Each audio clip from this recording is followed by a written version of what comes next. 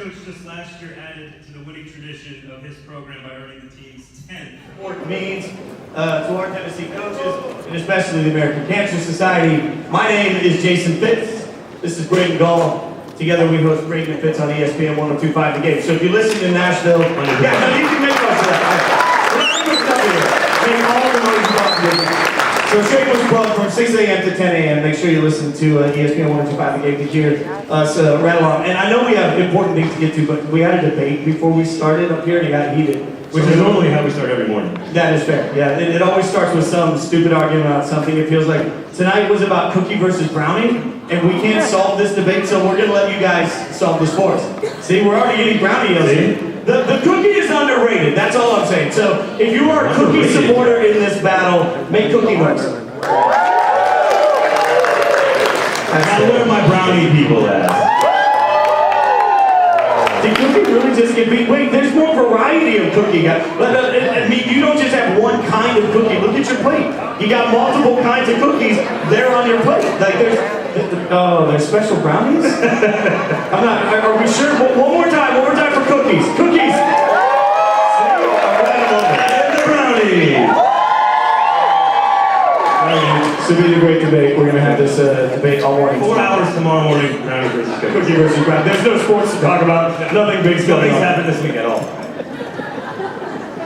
Guys, we obviously have the distinct pleasure of introducing you guys to some of tonight's biggest supporters. We all know that an event like this takes a village. A lot of people have to come together to make this happen, and fantastic sponsors, dedicated committee leaders, and strong volunteers. First, we would like to have our Coaches versus Cancer Committee stand up. Coaches versus Cancer Committee, stand up.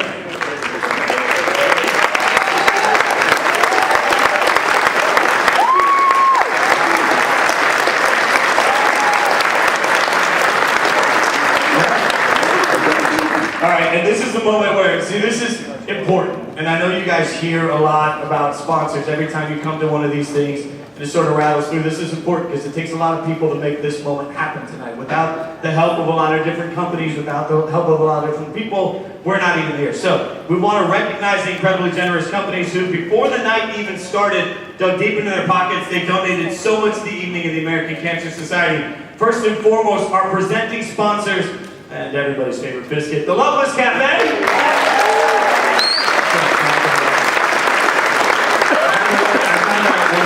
One of our station employees apparently has never been to the Loveless Cafe. I found out earlier, Christina. And our friendship suffered. I don't know. I feel like that's sort of a rite of passage. Next, we are shamelessly biased here, but we'll ask you to make some noise for 102.5 The Game. We're excited to be very partners for the Coaches event.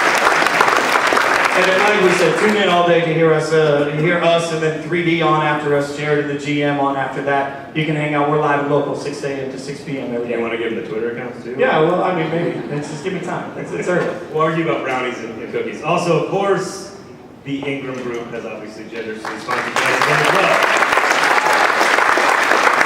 Thank you guys for being part of this community, and of course, Sarah Cannon as well.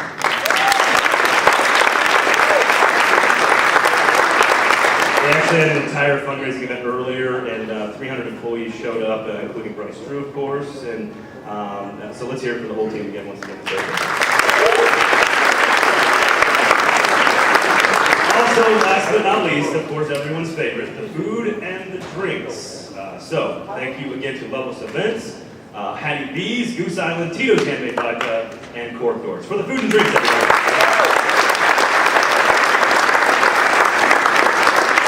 So, for the last couple hours, we've been able to hang out and chit-chat with somebody that not only do we really respect his work, we respect what he does.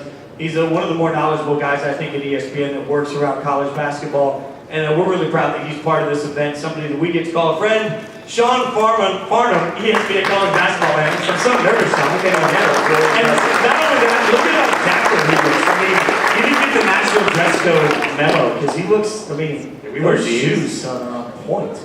Well, I'm from LA, so that's why I bring some LA swag out to Nashville. I appreciate it, fellas. I appreciate you acknowledging my name. That was good. You almost got the last name correct, so that tells how close we are as far as our friendship. Look, tonight's going to be a great night, and I love taking the opportunity to be at any Coaches versus Cancer event because I know how important it is to all the coaches.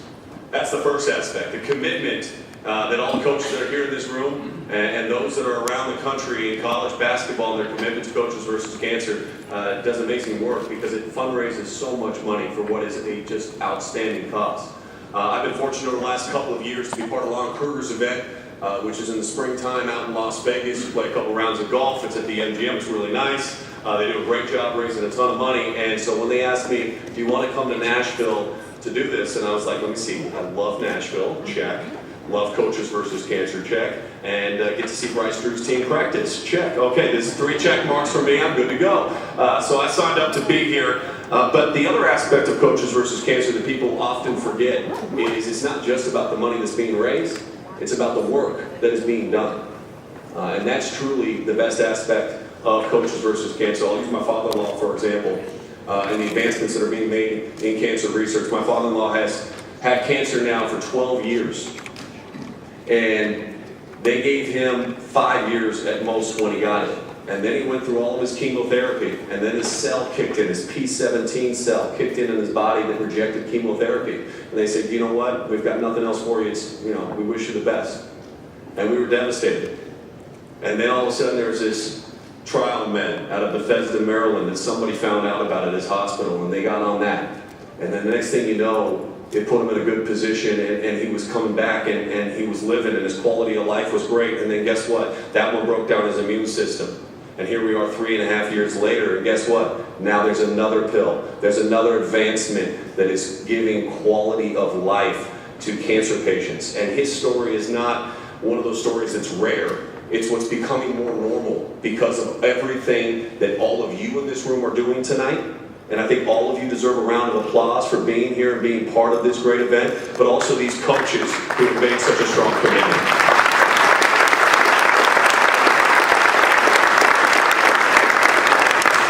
Now, before we get to the good parts of the night, which obviously will be when I get to have all the coaches up here and talk to them and ask them hard-hitting questions. But no, before we get to all those parts, we want to make sure all of you have had a chance to purchase Heads or Tails hats. Raise your hat high if you've already purchased yours. So we got a ton of hats already out there, which is great because if you think about it, this is going to play a big role later on tonight. Every hat gives you an opportunity to win a 7-day cruise with Holland America, and the winner gets to choose between a venture to Mexico or what was formerly known as the Caribbean. Now, the good news with that, and I have been told this, I want to make sure that all of you out there understand that there is no timetable on when you can take your cruise. So if you want to go see the Caribbean, you can. I would suggest just waiting another 20 years and it'll look just like it did about a couple of weeks ago. Now, if you do not have a hat, or you don't want to miss out on the fun, that's fine. Just raise your paddle up high in the air because we're going to raise some money tonight. We're going to be active. I want, coaches always coach. All right? So I just want everybody right now to work with me here. Just take your right hand, just put it up like this. You don't have to put your paddle up yet. Okay, just take your right hand. Everybody just go like this. Okay, now take it down. All right, put it back up again. All right, down one more time. All right, and then up one more time. Okay, so now the shoulder is warmed up. So tonight we're good to go. All right, I don't want anybody pulling any muscles. We got some trainers. I think Vandy's trainers here on site just in case. All right, but we want to make sure everybody's active and understands how they've got to raise their hand, put their paddle up. So right now, if you don't have a hat and you want one, put your paddle up. You want to get in with the opportunity to win a 7-day cruise for $50. You're entered to win this 7-day cruise for 2. So get your paddle up high. Keep it high until we get around. If you don't want a hat yet you still want to be part of it, you can go ahead and put $50 in as well to get an opportunity. It's 100% tax deductible. You have a chance to win later on tonight. So we've got some people walking around the room right now. I see a paddle out here, 197 in the back. We got 187 up here in the front. We got a couple more paddles coming up. So we'll get moving around the room here and keep them high until we get to you. Yeah, look at this. This is a good start. I like this. This is going to be a lively crowd tonight. This is nice. I have to thank my guys from 102.5. They warmed up this crowd appropriately with that cookie brownie talk. You're welcome. That's what got it going. That's what we do. That's what we do. I mean, you guys are big time. You said it, we did. All right, you can use that as a cut on your show tomorrow.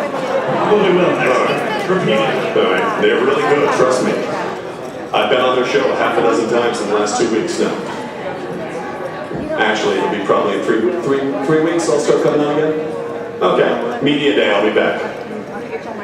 All right, keep your paddles up in the air until we get around. Once we get that done, and we got everybody. All right, if you want to change your mind and you want to add to the mix and you want to get a hat and $50 and a chance to go on that cruise, go ahead and make sure you get in there. And we appreciate everybody who just raised their paddle high. Now that we've got that taken care of, let me remind you about the silent auction. I've checked in with the early precincts. The report is, it's okay.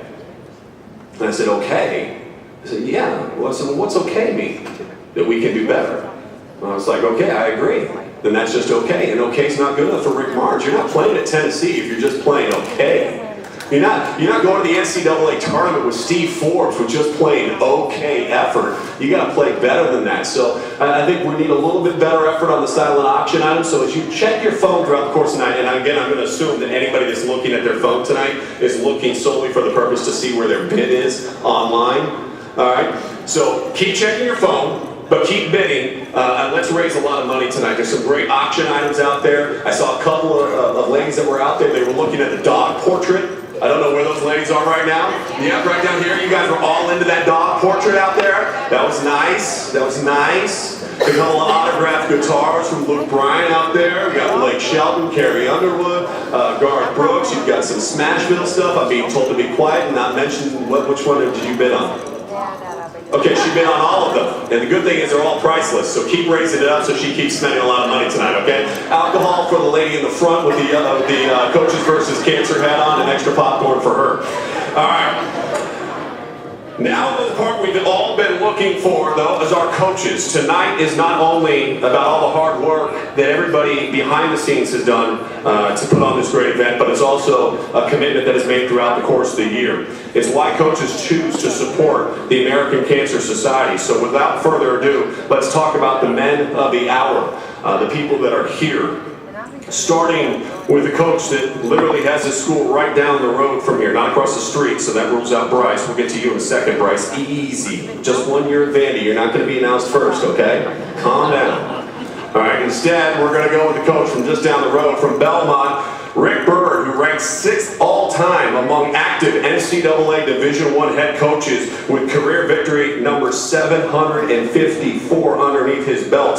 Under his leadership, Belmont has earned victories over nationally ranked teams 2 of the last 3 seasons. Victories over the likes of North Carolina, Stanford, Georgia, Marquette, Alabama, Cincinnati, and Missouri to his credit. He has one of the most consistent programs in the country. A couple of years ago, I came here to do a game. I was honored to go watch his team play. He's got an unbelievable facility. If you haven't been, you need to. Ladies and gentlemen, Rick Bird.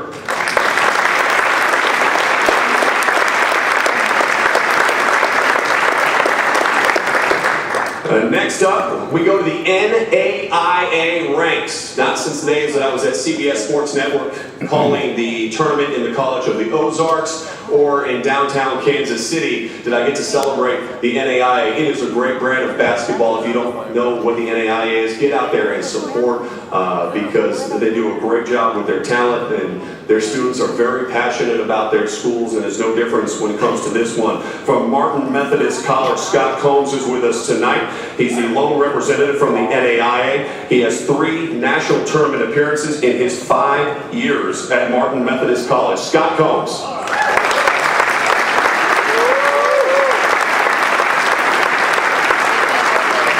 I need a little help here to save my voice throughout the course of the night, so I'm going to let the gentleman from 102.5 jump in and help out here with me as well. You're entirely too kind.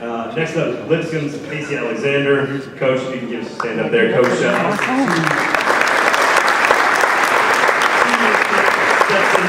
of course, the 18th head coach at Lipscomb University program with an understanding of Lipscomb's institutional mission. Coach Alexander continues to raise the bar for the Bisons. Also, Coach Matt Figger at Austin P, I believe over here, correct? Was introduced as the 12th head basketball coach at Austin P State University history. A lot of positive momentum with the athletic department right now, Coach. I like that. Figger came to Austin P on the heels of a whirlwind Final Four run, of course, as the associate head coach and recruiting coordinator to Frank Martin at South Carolina. After that, by the way, Sean, you're well dressed, but at best, you're second best in the room because The next guy is by far the best dressed coach in the room. TSU Tigers coach Dana Ford, who looks dashing tonight. The TSU basketball team, he transformed the Tigers from the bottom of the Ohio Valley Conference to a contender with back-to-back winning seasons. Coach Ford, you look like $1 million, my friend. I'm just saying, the guy dressed well, that's all. I mean, Maybe that'll be your debate tomorrow morning instead of cookies and brownies. hey, don't tell me how to do my show. All right, the programming director's right over there. I'll go ahead and talk to him right That's afterwards. By the way, I'm in a contract here. I'm available. I can help you out. Next up, from MTSU, the Blue Raiders, Coach Kermit Davis. Before we get Coach, sit down, Coach. I haven't read the accolades yet. You deserve some accolades after the last couple seasons, so sit back down and take it for a second. His 15th season at the helm of Middle Tennessee, the Blue Raiders program had perhaps the most historic season a year ago, 2016-2017. He is the all-time winningest coach in program history, and also the Sun Belt history, amassing over 307 career victories at Middle Tennessee, 117 wins in the Sun Belt. And ladies and gentlemen, if we can get a little giddy, pun intended, for Coach Kermit Davis.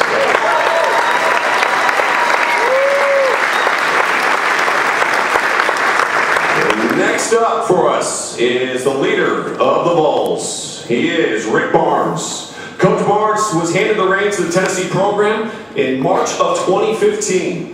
He has 30 overall seasons as a Division I head coach. 22 of them he has led his team to the NCAA tournament, including 6 Sweet 16s, 3 Elite Eights, and 1 Final Four back in 2003. He has been a staple of what consistency is at the Division I level. Ladies and gentlemen, Rick Barnes.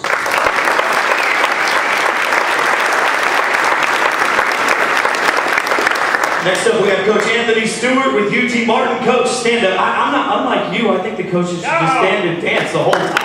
Stand.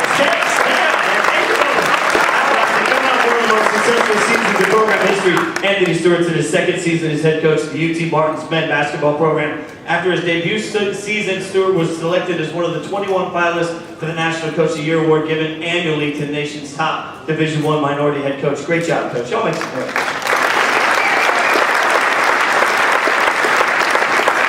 Our next coach just last year added to the winning tradition of his program by earning the team's 10th all-time trip to the NCAA tournament with a victory over UNCG in the finals of the Southern Conference Tournament. ETSU's Steve Forbes, everybody.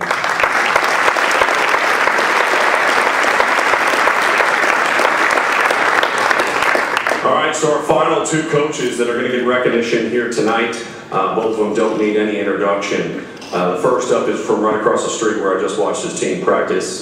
He became the 27th all-time head coach of the Commodores, the 9th in the modern era. He quickly made his mark on the program last year, taking him to the NCAA tournament. He's the first coach in Vanderbilt history to lead his team to the NCAA tournament in his first season at the helm. Of course, who I'm talking about, Bryce Drew.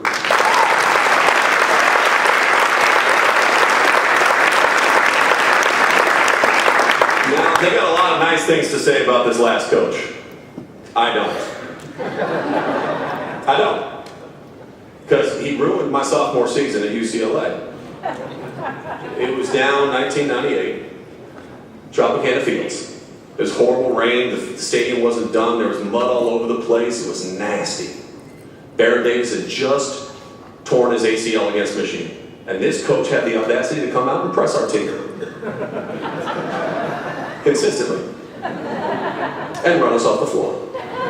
Embarrassing fashion for UCLA. Embarrassing. So then you think, okay, it's going to be nicer.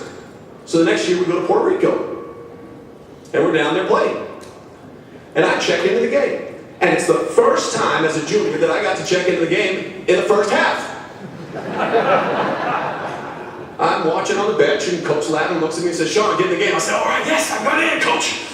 I'm going to do everything I can. I'm down on the floor. I'm going to set screens, whatever you want, Coach."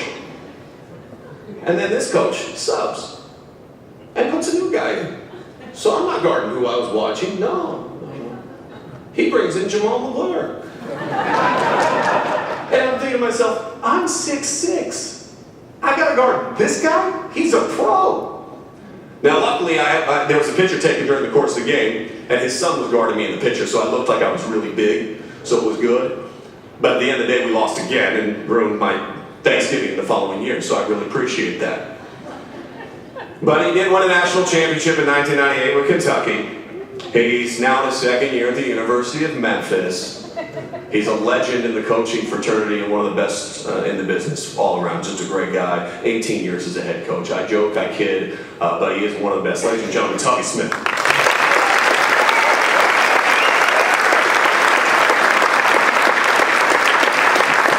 Let's give another round of applause for all of our coaches and all of their hard work for the American Cancer Society.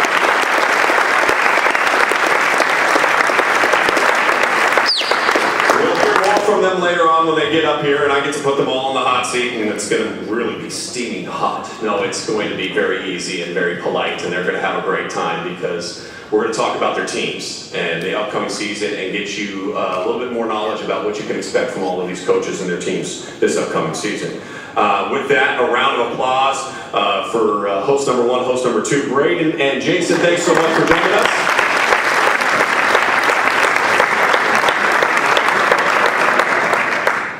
Make sure you check out the bios and the pictures that they have for these two individuals in the program there. Very interesting choice of pictures. We need to get a photographer over to 102.5 in the near future. Everyone tonight is so much more than just basketball, as we talked about. It's about a team all come together to fight for cancer. You know what I love, by the way, is how many people are looking at the back of their program right now to look at the pictures. Hey guys, I'm going to give it a second because they're all looking at the pictures. Go ahead, get to the back of the program. It's towards the back. Make sure you look at their pictures. Evidently, one of them was taken while he was just coming out of Tootsie's. But that's okay.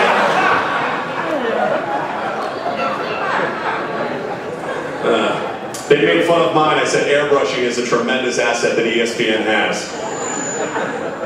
All right, but with that being said, tonight it is so much more. It's about all coming together to fight for cancer on all fronts. Leaders that are helping us get to that goal. The staff at American Cancer Society truly values leaders for what they do for our communities, the connections that they make, and the lives that they help save. And that's the reality of Coaches versus Cancer. That's the reality of the American Cancer Society. Tonight we are starting a new tradition in recognizing those leaders. To talk more about that, I would like to introduce to the stage right now head coach of the men's basketball team at Martin Methodist, Scott Combs.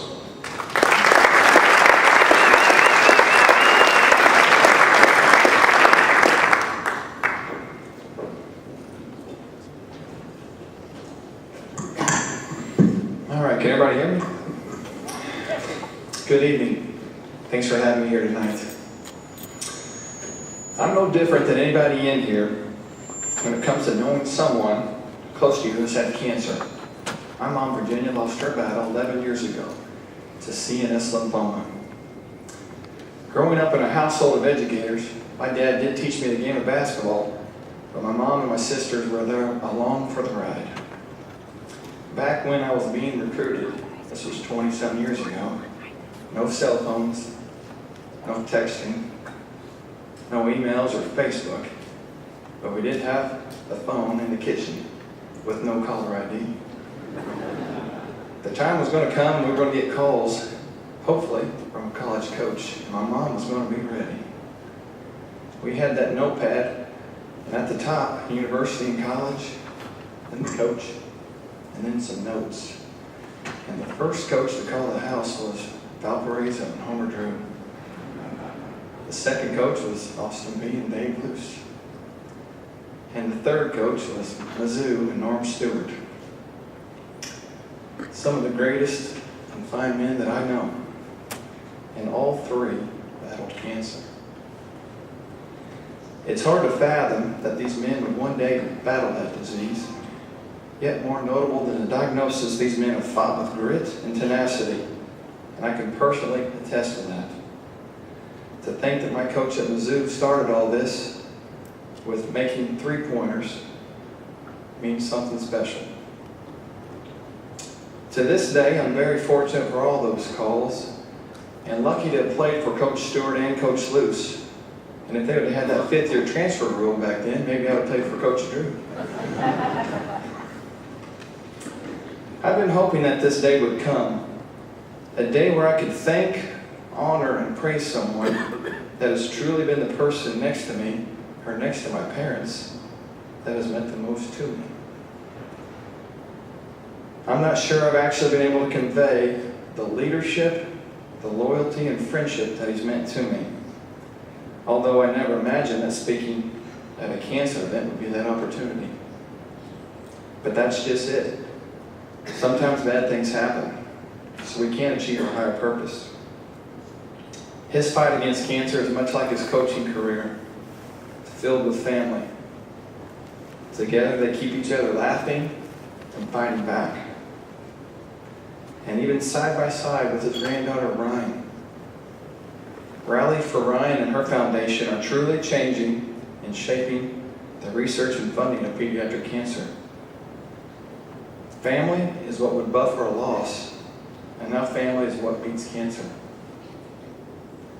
His fight, like coaching, is filled with an enduring spirit to compete, and no more evident than after a round of chemo, traveling to a road game with Dave Jr. The dean of OVC was always tough to beat on the hardwood, and cancer should probably have listened. He has a long list of accomplishments and honors, Coach of the Year awards, multiple Hall of Fames. But my best memories come from just tagging along in the car on a road trip to St. Louis or Indianapolis. Most of the recruiting trips just built around seeing a former player or a family member. Because after all, that's just as important as anything. There's quite a lot you can learn by driving on the open road, especially when riding with a great storyteller. Of his 502 wins, I was lucky enough to be a part of 287. Some of those as a player, and most as an assistant coach. Now that's quite a lot of wins, and quite a lot of Waffle House cups of coffee. If you know anything about us, that's our spot. Sometimes after a long day recruiting, sometimes the pregame plan, and now about every 2 or 3 weeks, just to tell a couple of those stories. Of all of his wins, the biggest win is being declared cancer-free. It's been 5 years since we shared the same bench. But not a day goes by that I don't give a special thought to him or his family. Those in the coaching circle know him as one of the good guys, one that does things the right way, and one of the fiercest competitors. Words like a believer, brave, winner, humble, warrior, resistant, unstoppable, all describe him as a coach, but they also describe his battle against cancer too. Coaches versus Cancer is starting a new tradition, and we'll be giving out an award to those individuals that have been relentless in the fight against cancer. Coach, this award is going to be named the Coaches versus Cancer Dave Luce MVP Award.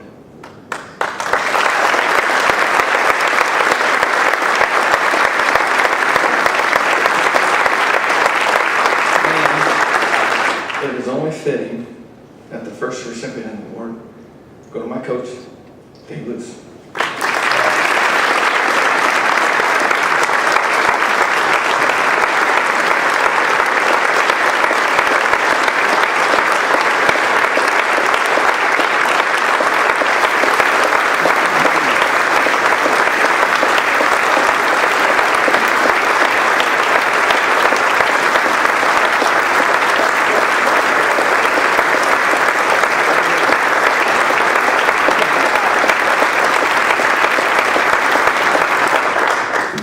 Thank you so much. All I can say is, wow. Before I talk about coaches versus cancer, I got a quick story about Combs. I just can't resist. I can't pass it up. We were on a recruiting trip up in Illinois, I believe is where we were, and we're on our way back late at night. And as usual, I fell asleep. He was driving. And I've always heard about when you die, there's this magnificent bright light So I fell asleep. I woke up, and there was a magnificent bright light. I mean, blinding. And I thought, this is it, I've passed.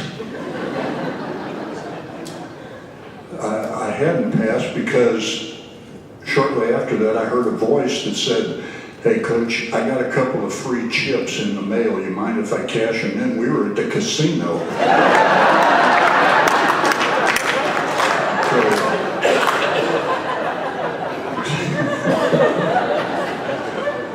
Anyway, just one more quick, and I promise not to be long, but I see Rick Barnes sitting there, and this is another thing that happened in the NCAA tournament. We were playing in Little Rock, and I guess all of you know that everybody in Arkansas doesn't like anybody in Texas.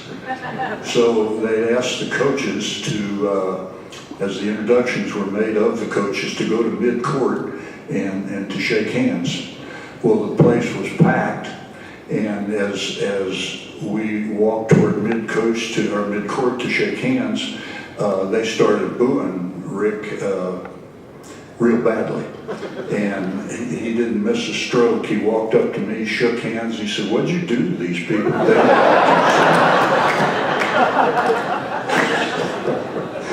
I'll tell you, I'm a 47-year proud member of the coaching fraternity. Coaches are my heroes, and I'm a 47-year member or something like that of the NABC, and I was involved in the Coaches versus Cancer that as Scott said, Norm Stewart started, and some of the guys that have really been at the forefront with that, Jimmy Valvano and Norm and guys like that, and I've tried to model my participation after them in some ways, but as I've gone down the road here, and especially recently, and I know we've all been touched by cancer, I found out and realized that one of the guys that set the most magnificent example of what we should be doing with the stage that we have and the influence that we have lived in my own house. And that was my son, Brad Luce. And Brad is here tonight. Brad, I want you to stand and be recognized.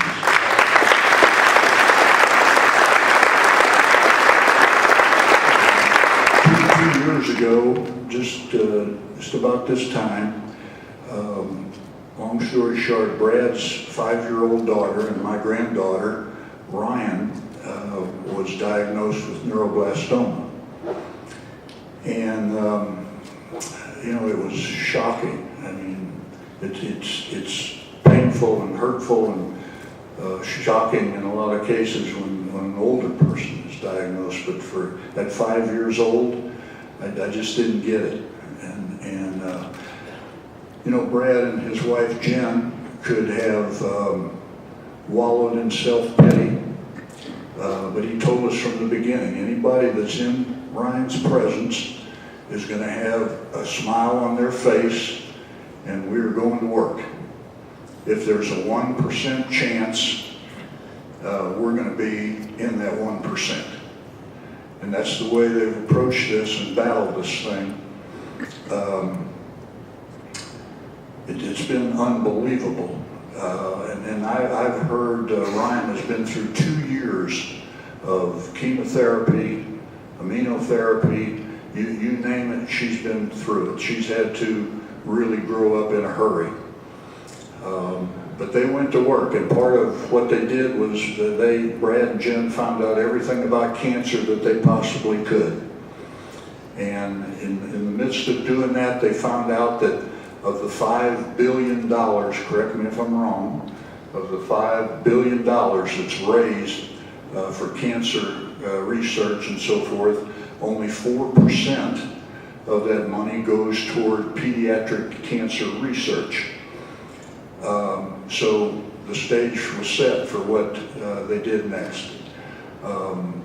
What they did next was they have raised, he and his wife have raised, with the help of people like you, well over $400,000 now for pediatric cancer research.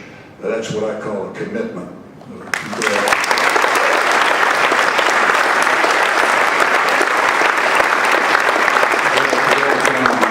And that's the message.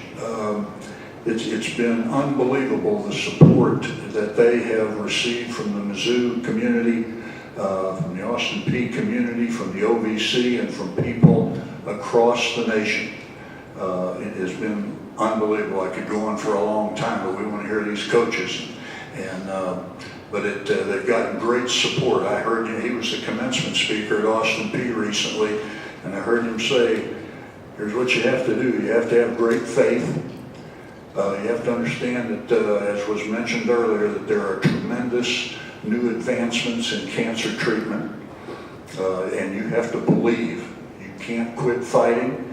You got to believe. As I said, if there's only a 1% chance, you have to think you're going to be in that 1%. But and support was the fourth thing, and the support has been unbelievable. So I thank all of those people that have supported him and his family. I thank you for the support that I've had, just cards and letters, thoughts and prayers. Have been tremendous.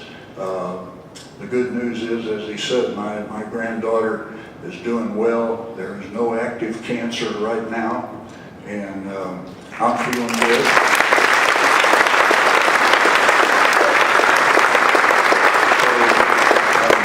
I will treasure this award. I appreciate it very much, and I thank all of you for being here and for all that you do to strike out cancer. Thank you.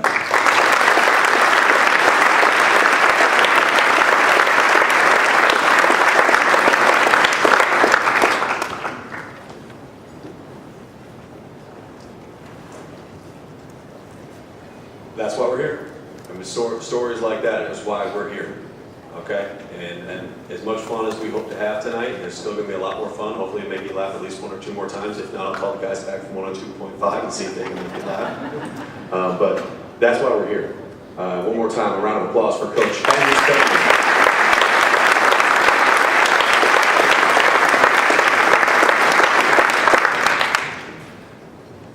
Now, who's ready to win? I like winning. All these coaches like winning. That's why they do what they do. They're competitive. I hope you're competitive too. So with that, we are getting ready to give out the 7-day cruise for 2 to either Mexico or the Caribbean by playing hats or tails. As we get set to invite up the auctioneer, I want to remind you that you still have an opportunity to participate in this wonderful cause tonight. It's $50. It gives you a cruise for 2, 7 days. All right, so if you want to get in at the very last moment before we start this, please raise your paddle now. Just like that young man right there, 545. I saw it, you raised it, it's okay, $50. Mom and Dad said it's cool. I mean, you guys saw it, Mom, right? You saw it. He had it up in the air. I mean, it's perfect timing. But yes, we have a couple out there that want to participate. It's $50. Please raise your paddle up high so we can bring the hats around to you so we have an opportunity. $50, 100% tax deductible will help you get the hat. That could win you a 7-day cruise for 2 to either Mexico or the Caribbean. With that, I'm going to turn it over to our auctioneer who's going to take us through this next portion of the program, Kirk Crutcher, and we'll wait until 5:40 gets taken care of in the back as well. Last chance before Kirk gets going, and he's amazing, so what you see what he gets to do. 5:45, again, down here in the front, right there. No, are we going? Are we going? Yes! I convinced you. Hey, I'm going to say this. What's your name? What's 5:45? What's your name in the red? Kellen? Okay, that's my son's name, so that's good luck right there. All right. Now, if you win, who will you take on the cruise with you? Because you're going to go. Dad. All right. Boys trip in the Caribbean or Mexico. That sounds good. Let's make sure Kellen wins. Go ahead. Kirk Crutcher.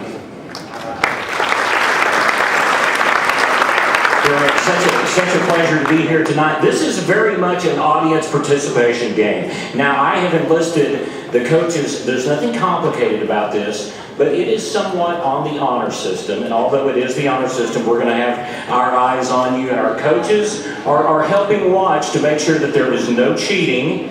They can call a foul. If they do, you're out. Okay, now we're going to practice this one time so you can see how this works. And here in just a few minutes, one of you is going to be the last person standing in the winner of our cruise here tonight. So anyone who has a hat, does everyone have their hats? Everyone have their hats who wants one? Okay, all in, all done. We're starting. Everyone that has your hat, stand up. And this is called heads or tails. You can probably guess where this is going. You know the difference. One is your head, one is your tail. It's going to be your choice here in a second. You may either put the hat on your head or hold it on your tail. But you may only do one or the other. Nothing in between, nothing somewhat. You have to commit when we say go. Okay? Now I'm going to flip a coin.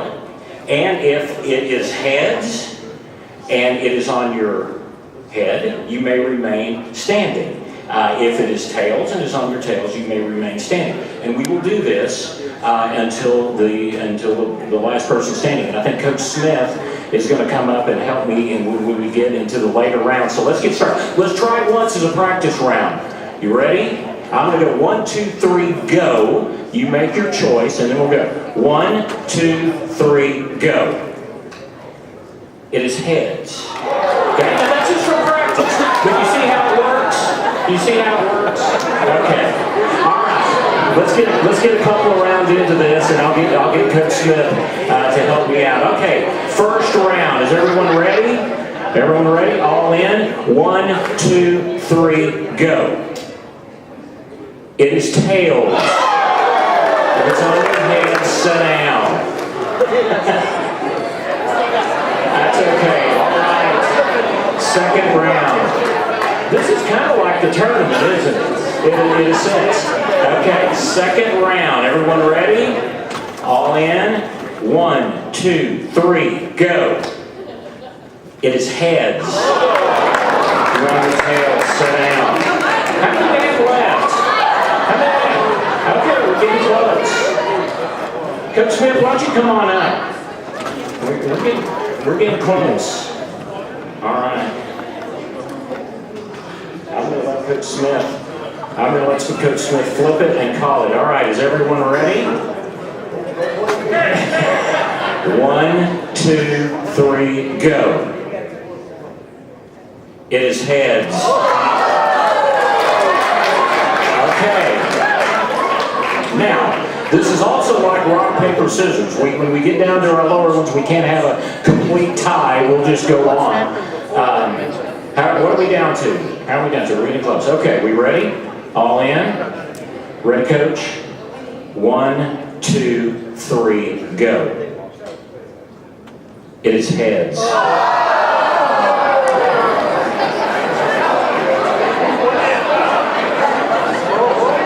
Was there anybody? No, we can't. Okay, if you were all heads, stand up. We'll keep going. Somebody's going to win this. Somebody's going to win this. Okay, change your strategy. Okay, why don't you guys come up front? Whoever's remaining, come up front. Come up front. All right, what do we have left? Okay. All right. This is also a great stock picking strategy. This is what I use. So okay, we ready? Everyone ready? All in, all done. 1, 2, 3, go. It is heads.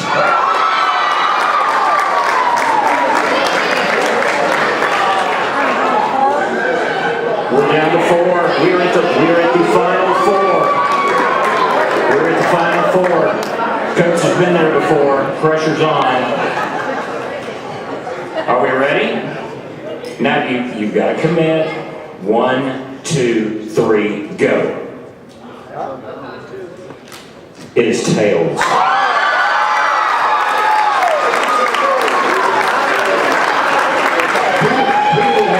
Who do we have? What's your name? Who do we have? Brian and Wendy. All right. Mexico to the Caribbean. Mexico to the Caribbean. You could call it a time go together, I suppose. Okay. That might have. Are we ready? Okay. 1, 2, 3, go. We are going to have a winner, and the winner is Tails.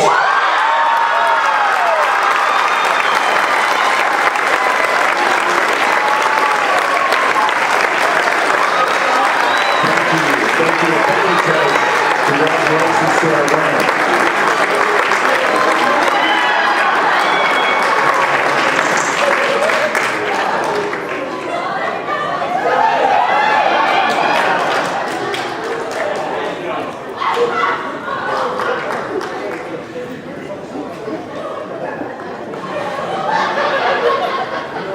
You good? I'm slightly concerned for you at this point in time, but I'm more concerned by the fact what's going to happen next for you. Because my question is, after that reaction is, I think they all want to go with you. Alright, so I think this is going to turn from a cruise of 2 to like a cruise of like 15. So I think this is a loud crowd, like good group of people here. That was good. That was really nice. A round of applause for all of them that cheered. That was awesome. Great job. All right, so tonight is not only about our coaches coming out to be part of this great event, but they also participated in another huge way, and we saw it outside, and it was in the silent auction. Make sure you get on out there. A couple of great items to bid on out there. Again, I'm hearing it's slightly better than okay. So slightly better than okay is good. Still a lot of guitars to bid on, and outbid her right here. She took her hat off, but we've got to outbid her. All right, so keep checking and keep bidding on all those wonderful guitars from Luke Bryan, Blake Shelton, Carrie Underwood as well. The autographed baseball from Garth Brooks. All right, all those are out there. Some Smashville stuff as well. Great year by the Preds. But that also means that we have some live auction items that a lot of these coaches helped get and provide for us. They're incredible, priceless experiences that you as a fan can only get here at an event like tonight. So without any more, I'm going to pass the mic back over to Kirk, and he's going to take you home on the live auction items. So get ready. Again, wait, hold on. Let me just practice one time. 5:45. Get your paddle back in your hand, Kellen. Okay, good. Just practice one time, Kellen. Raise it up. Raise it up. There you go. Kellen has got it down. There's a lot of live auctions. So Kellen, although we did not win the cruise, we can win something now, and I believe in you. Okay? I believe in you. Dad believes in you as well. All right, but everybody, get those arms moving. Make sure we stretch it out, get it loose. All right, see the two ladies in the back. They got it going. They're ready to go at 472 and 410. I expect some items to be bidded on. All right, here we go. Kirk, take us home.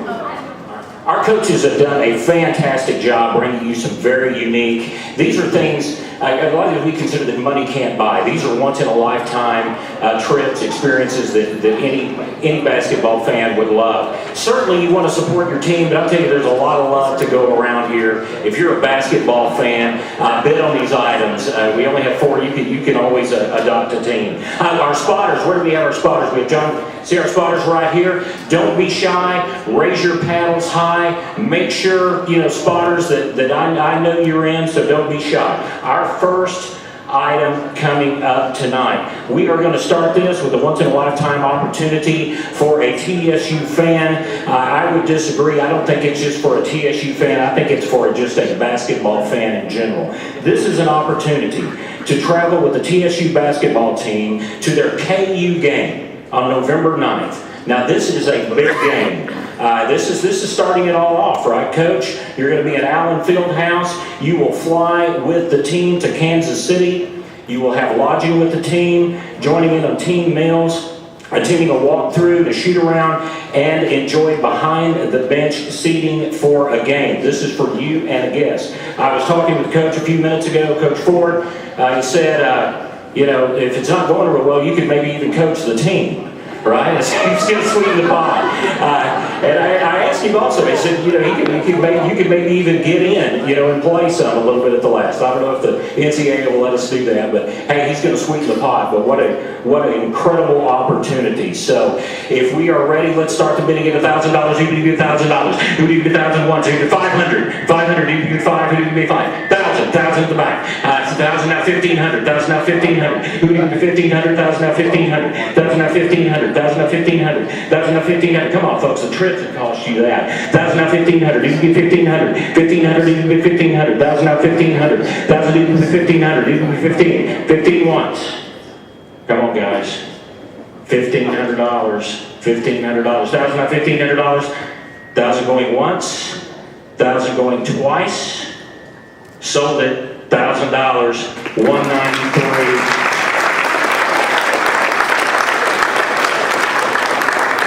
That's a great trip. Thanks, Coach, for putting that together. Someone's going to have a lot of fun with that. The next amazing package we have provided by MTSU and the generous people at J. Michael Clothiers. This is for the well-dressed fan, or for the poorly dressed fan who should be well-dressed. J. Michael's Clothiers is offering a custom suit with a value of up to $2,250. If you've never had a suit that fits just right, there's nothing like it. With great material, this suit will last you a lifetime. Not only that, but Mike, Coach Davis's personal tailor, is here tonight. Mike, where are you? Mike, all right. That's right, Mike was deep in the trip. Mike is here tonight to measure you on the spot to get the custom suit all started. So it'll be available quickly. And if that were not enough, so you'll do the measurements here tonight. Do you measure the inseam? Oh, yeah. No extra charge, guys. And so if that were not enough, and so this is a very, very nice, very quality work. Tell us a little about the suit.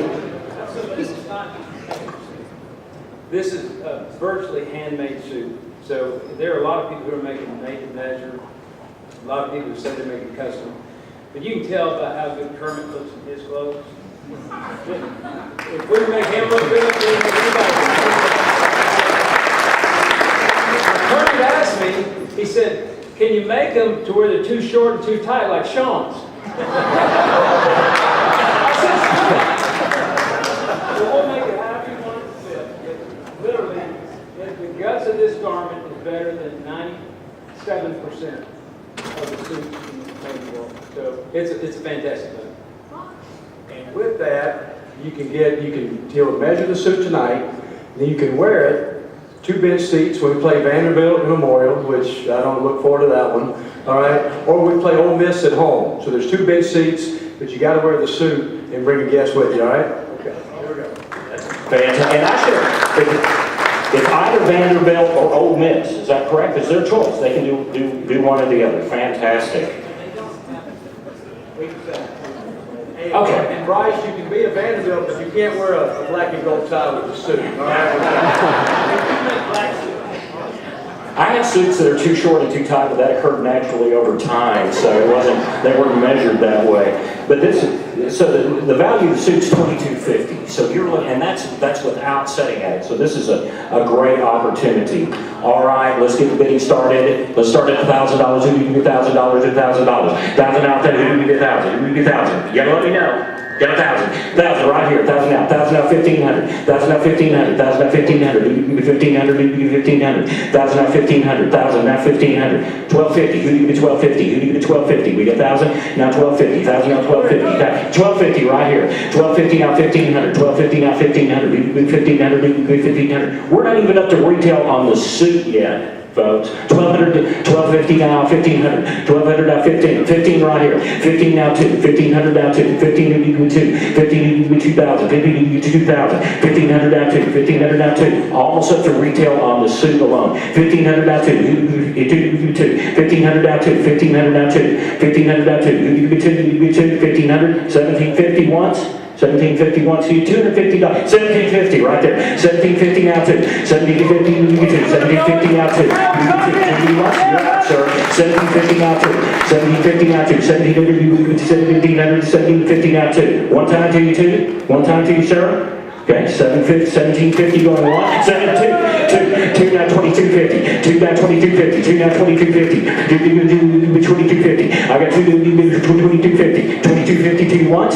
2,250 to you once. 2,250. 2,250. 2,250. Now 25. 2,250 now 25. 2,250 now 25. 2,500. 2,250 2,500. 2,250 2,500. 2,500. 2,500. One time to you, sir. It's only mine. 2,500. 2,500. 25 now 3, 25 25 now 3, 25 now 3, you can do 3, 25 now 3, 25 you can do 3, 25 now 3, 25 now 3, 25 you can do 3, 2750 one time, 2750 one time, 2500 you can do 2750. 2500 going 1, 2750 now, 2750 now 3, 2750 now 3, 2750 you can do 3, 2750 you can do 3, 2750 you can do 3, 3, you do 6, 2750 you can do 3, 2750 you can do 3. One time to you, sir, 3, don't do money, you're going to look good, sitting at the end of the bed, they're going to think you're the coach, or you may be confused. 3, all right, 2750 now 3, 3 do one time, 2750 now 3, 2750 going once, going twice, sold it, 2750.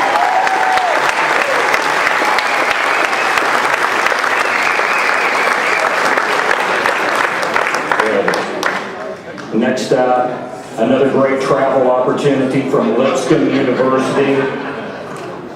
Lipscomb University, who would like to travel with the Lipscomb team to the University of Tennessee at Knoxville? Good game. Lipscomb team to the University of Tennessee at Knoxville. This includes traveling with the team to Knoxville, pre-game meal, and experiencing the game alongside Coach Casey Alexander with the 2 tickets behind the bench. That's right, this package is going to be for you and a guest to experience this once in a lifetime. Coach Alexander, anything else we can throw in there? Hopefully you won't have an opportunity to play, but that is that's a good trip. Good trip down to Knoxville. Okay, let's get the bidding started.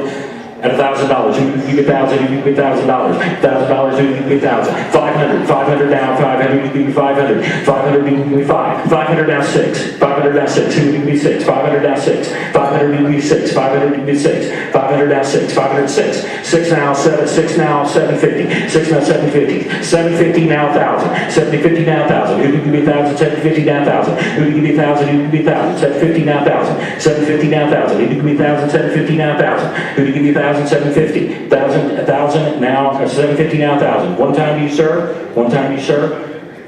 750 now 1,000. 750 now 1,000. 1,000 now 1,500. 1,000 now 1,500. 1,000 now 1,500. 1,000 now 1,500. 1,500. 1,000 now 1,500. 1,000 now 1,500. 1,000 now 1,500. One time to you, sir. 1,500. 1,250. Would you go 1,250? 1,000 now 1,250. All right. Called it once, called it twice, sold it, $1,000. Right here.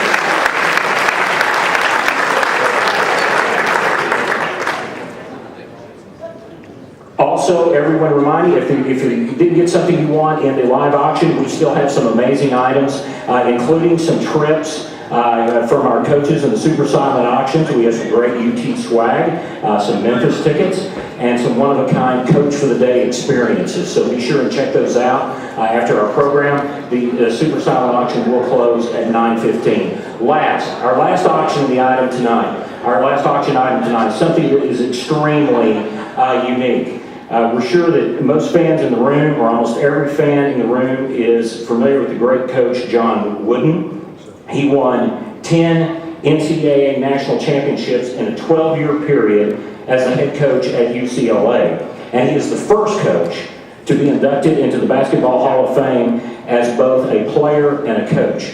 He has meant a tremendous amount to the game, is a legend, and we have some coaches here tonight who have won the award that's his namesake. Needless to say, he is a legend in this community, and we have the privilege tonight of auctioning off a basketball that was signed by the late John Wooden.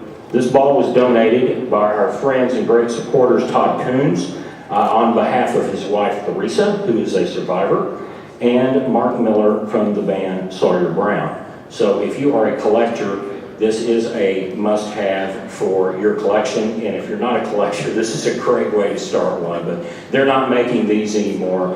This is a fantastic item. It's a truly precious item. So let's start the bidding at $800. Who would be $800? $800. Who would be 800? Who would be 800? 800 once. 800 now 1,000. We have 800 now 1,000. Who would be 1,000? 800 now 1,000. Who would be 1,000? 1,000. 1,000 now 1,500. 1,000 now 1,500. Who would be 1,500? 1,000 now 1,500. Who would be 1,500? 1,000 now 1,500. 1500. You're out, sir. 1,000 out 1500. You give me 1500. 1,000 out 1500. You give me 1500. 1250 one time. 1,000 out 1250. 1,000 out 1250. 1,000 you give me 1250. 1,000 give me 1250. 1,000 give me 1250. 1,000 out 1250. 1250 now 1500. 1250 you give me 1500.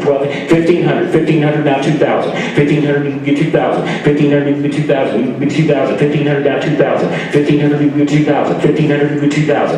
1500 you give 2,000. 1750. Would you go 1750, ma'am? 1750. 1500 now 1750. 1750 one time. 1500 you give me 1750. You don't have to ask him. You can do it. He'll support you. He'll support you 100%. 1750. 1750 now 2,000. 1750. 2,000 now 2250. 2,000 now 2250. You were doing good. Keep it up. 22,000 now 2250. 2,000 now 2250. 2,000 now 2250. 2250. 2,000 now 2250. Who give me 2250? Who give me 2250? 2,000 now 2250. 2,000 now 2250. 2250 one time. 2250 one time.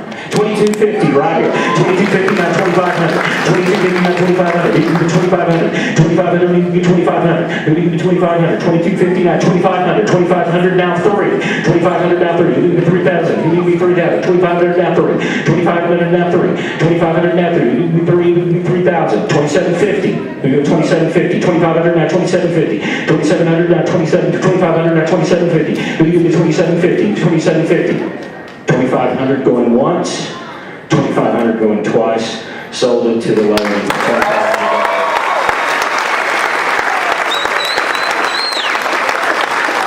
Again, thank you, Todd and Teresa, for that very generous donation.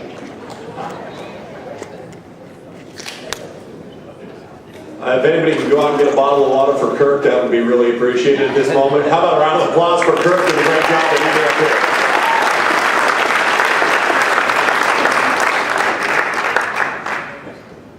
Oh yeah, Kirk will be back in a second. He's not done yet. We're not letting him get out of here. But with that, it was a very lively auction. Kellen, I'm disappointed we didn't bid there for the $3,000 for basketball. I don't know why your dad was holding your arms down like that, but next time, okay? There's always next year. It was a great auction. Our coaches and schools did a great job putting those together for all of us. Who won the prize to go to Allen Fieldhouse, by the way? It was in the back there. That is an unbelievable trip that you got at an absolute steal. Because I'll tell you, there coaches here, they know that have been there. That is one of the most spectacular, if not the best venue in all of college basketball to watch a game. Just make sure it's hot. It's hotter than Memorial Gym, which is hopefully going to get air conditioning soon, right, Coach Drew? I walked in there today and I thought that's where you were practicing. I immediately broke out into a full sweat. This suit actually fit me when I was standing in, but then it shrunk while I was standing in Memorial as how hot it was inside that gym today. We'll get some downtime. We'll get Kirk a little bit. We'll get your paddles, your arms rested a little bit. But right now, it's time to bring up former head coach of Valparaiso basketball team, Coach Homer Drew. He helped Valpo put them on the map, ranked 6th nationally with 640 victories upon retirement. He also has, obviously, 2 of the brightest coaches in college basketball related to him and his sons, Scott at Baylor, that has done a tremendous job, and then Bryce here at Vanderbilt. Let's welcome Coach Drew to the stage.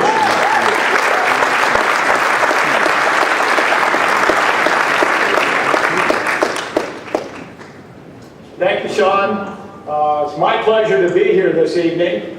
As I look out, it's been wonderful to meet new friends, to see old friends, and Scott, we would definitely take you to that 5th year if you still got one more year to go.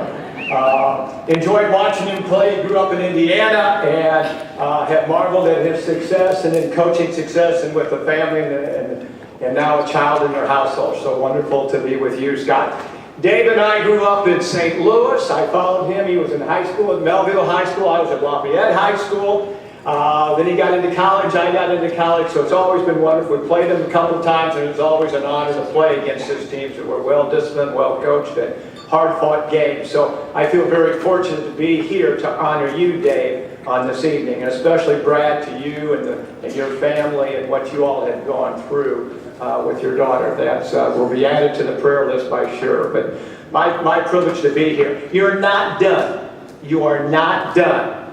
Some of you did not raise the paddle. Some of you did not get that thing up high enough.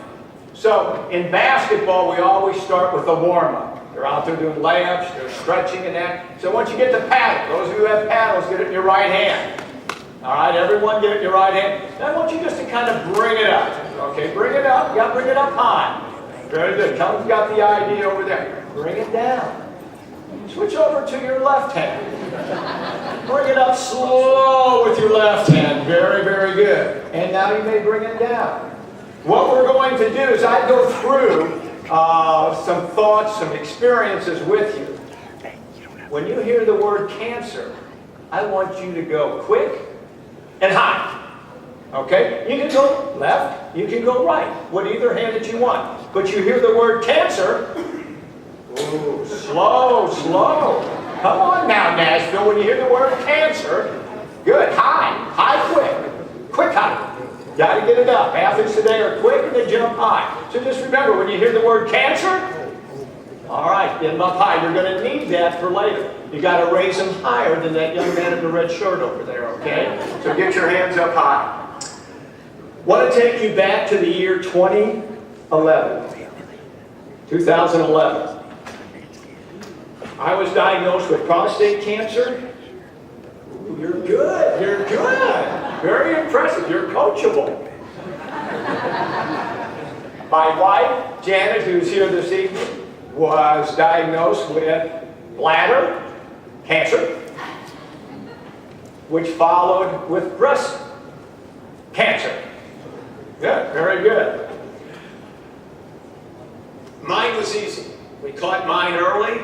Janet had stage 4 bladder cancer. Very, very difficult, very late in that stage. And a lot of prayers, a lot of faith and belief in my wife and in God, and a strong family allowed her to be able to now be cancer-free. Give them up.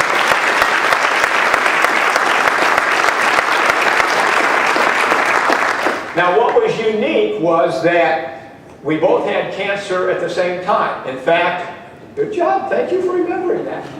So we were in the hospital together, and we were about 2 rooms down. And so one afternoon, since I was only there 2 days, one night, I got on the phone and I called down to her room and said, "Would you like to go on a date tonight?" And she said, "Yes." So at 5 o'clock, I got my IV standard, and I'm rolling it down the hallway. And in my left hand, I've got our dinner. She got some broth, and I got some chicken noodle soup. So that's what we had for dinner that night. And I was telling her, I was reading some things about doctor's reports and patients and this. And this one patient said he went and he asked the doctor for a second opinion. And then he was double billed. So I was trying to explain this to her. We don't want to ask any second opinions. And I looked over. She's sound asleep. So I went over, kissed her on the cheek, said a prayer, and want you all to know that God does answer prayers. Cancer-free and doing well.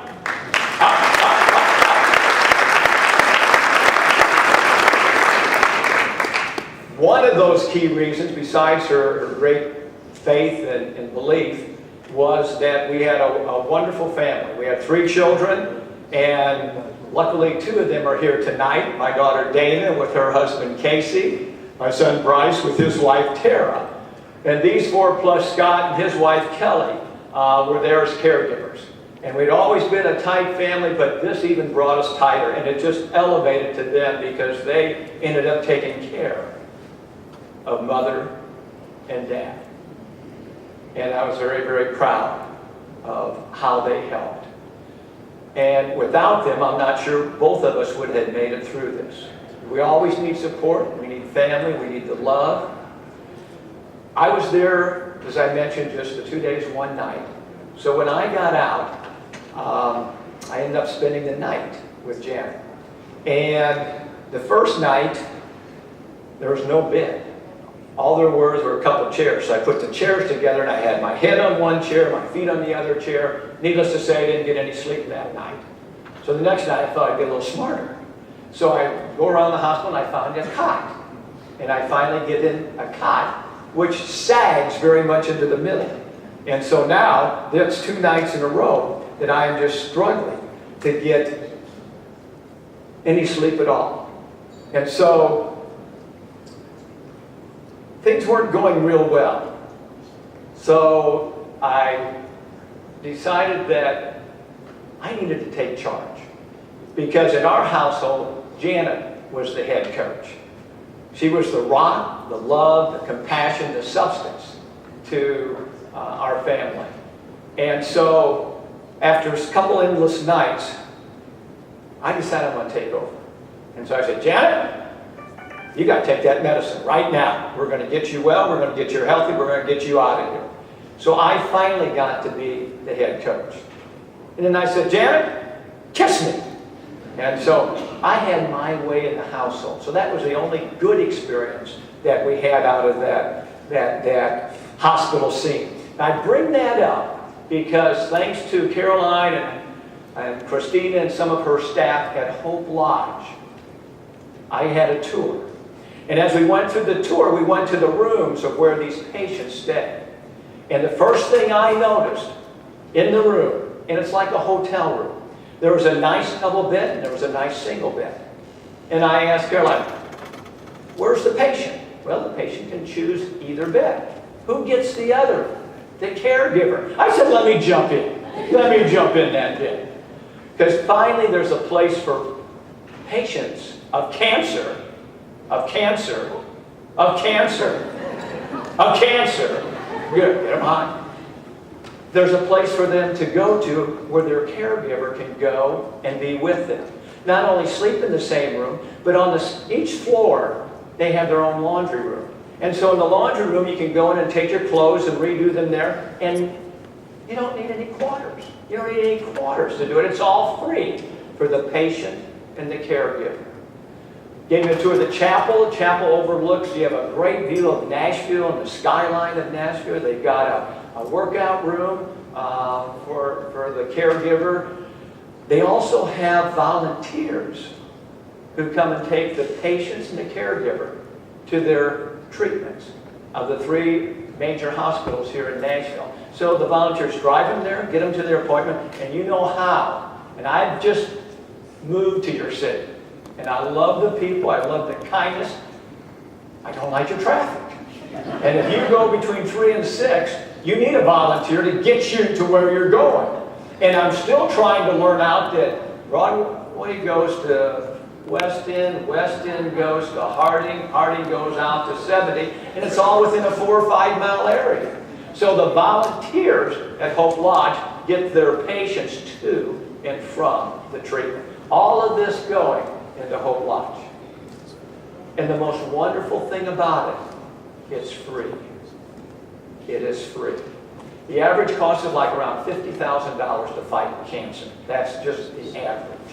And this is a place for adults to be able to get free treatment and get volunteers.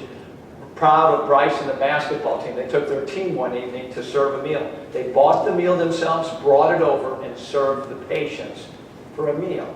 We, any of us in this room, can volunteer, take food, work with Caroline and her staff, and then feed them lunch, feed them dinner. All this goes through Hope Lodge for the people who are patients of cancer. Well, you're getting good. Very, very well done off of that.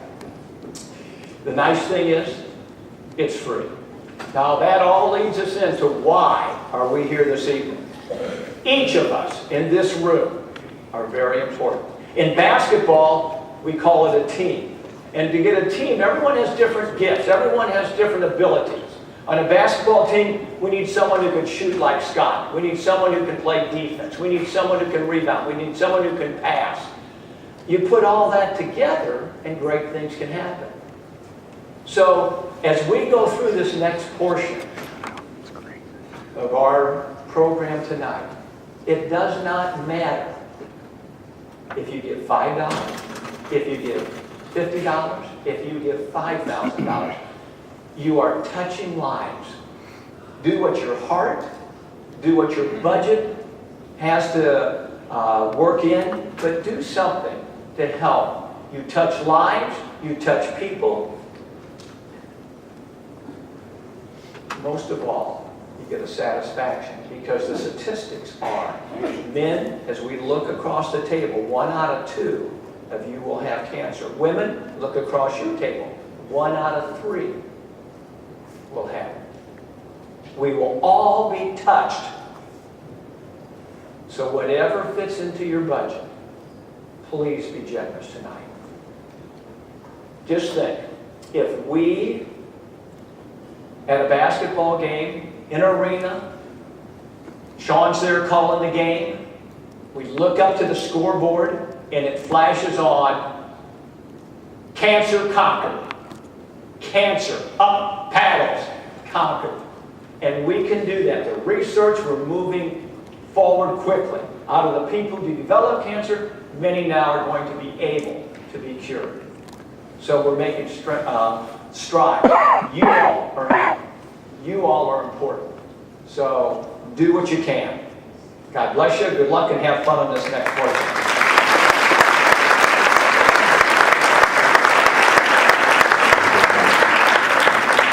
Thank you, Coach Drew, and this really is the most special part of our evening, an opportunity to raise our paddles for the Hope Lodge. I will call out in a moment a level, and I would like for you, and if you would like to donate that amount, please raise your paddle high in the air and hold it there until we call your number. I will call your number. As Coach Drew mentioned, tonight's paddle raise is going to directly fund our largest patient program, the Hope Lodge. 100% of the proceeds that you donate during this portion will go to the Hope Lodge, where patients come from Tennessee and all over the world for the best treatment that they can, have a free place to stay, have a place to call home, somewhere they can find community, cook a meal, clean their clothes, and have a place for their caregiver. It is American Cancer Society's goal to remove all obstacles in the way of the best patient care, and the Hope Lodge is simply one of the best ways that we do that. So dig deep and raise your paddles high. And to start us off on the right foot, tonight we have Vicki Waller Throneberry. Vicki, could you stand up? Could you please raise your paddle? Vicki has committed to raise her paddle in honor of her father and her brother-in-law at the $5,000 level.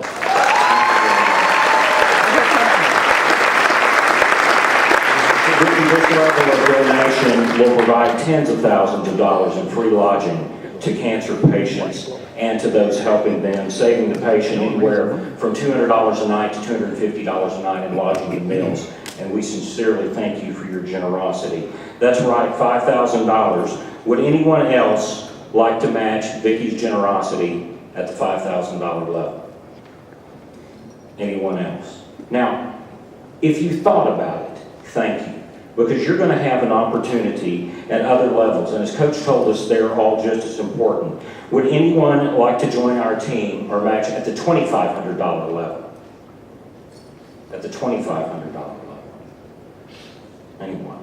This Hope Lodge that we have here is one of the top 3 busiest in the nation. In the nation.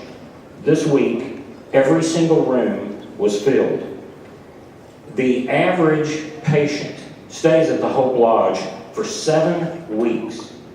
And that statistic was somewhat striking to me, but those who are battling cancer, it is not a quick battle. 7 weeks is the average. Because this is such a large research area, some of the patients stay in excess of 100 days. Now, if they do not have a place to stay, quite simply, some of the people in our rural areas or the people that don't have the means are not going to get the treatment.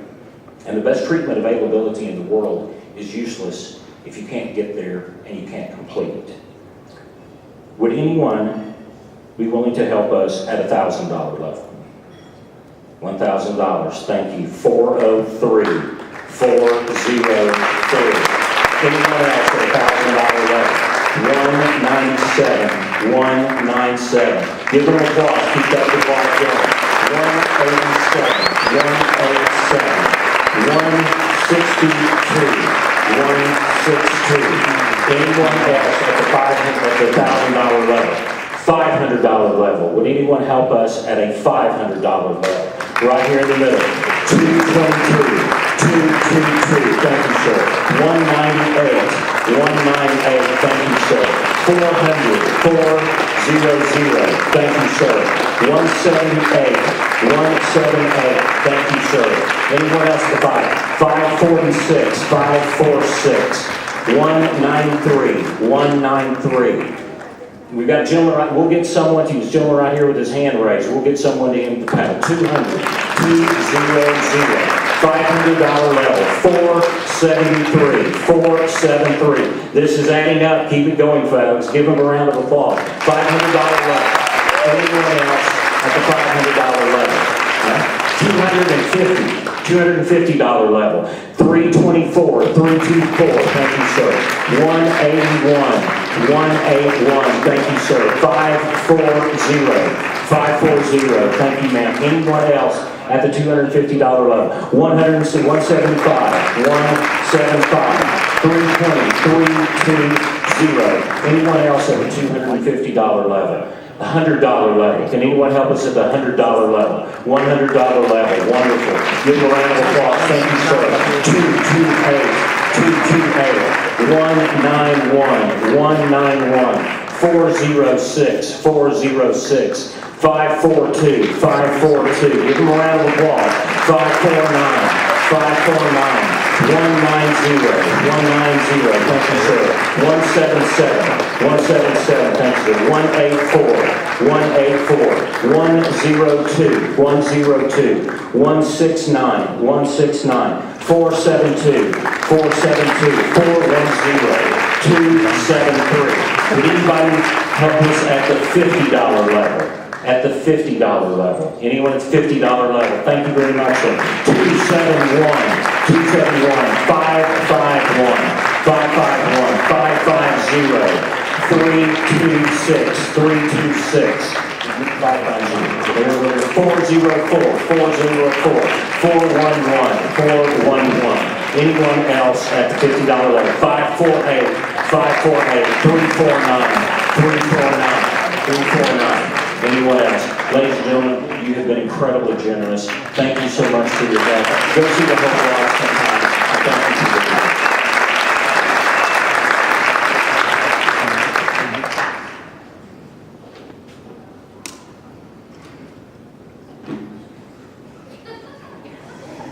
I'm just going to let Kirk do that for a second.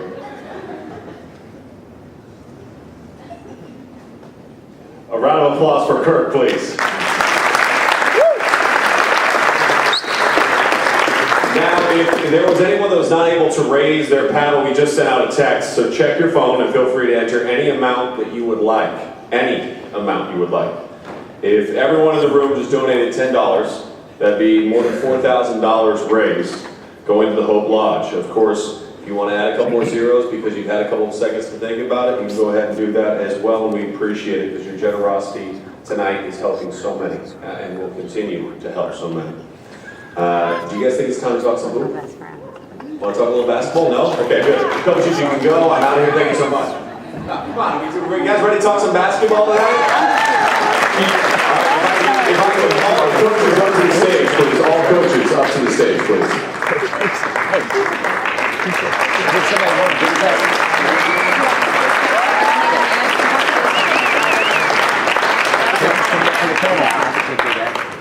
Crazy thing is I had my sheet up here and I left it and I have no idea where it went.